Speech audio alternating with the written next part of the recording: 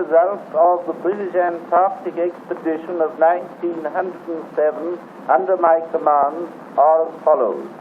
We reached a point within 97 geographical miles of the South Pole.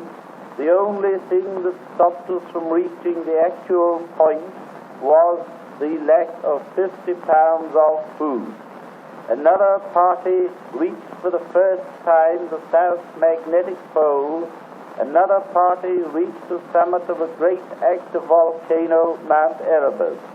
We made many interesting geological and scientific discoveries and had many narrow escapes throughout the whole time.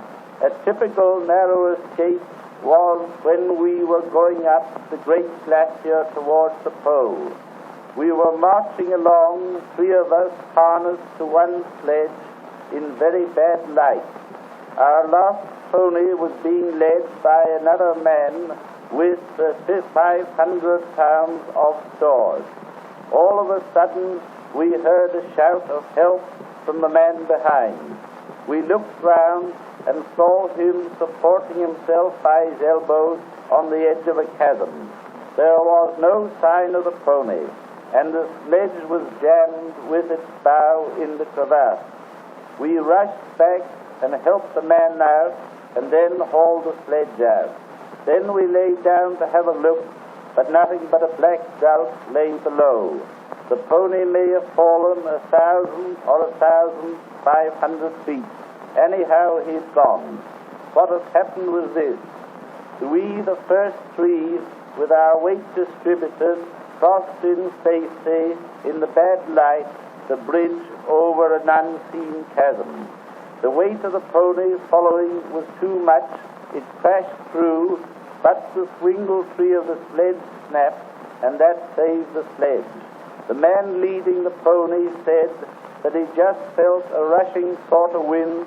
The rope was torn out of his hand. He flung himself forward and thus escaped. After this, we four men had 1,000 pounds to pull, and we were unable to pull the whole load at once, so we had to relay. That is, we hauled half our load for a mile, then we walked back a mile, and then we hauled the other half up. So for every mile we gained to the south, we had to cover 3 to do it.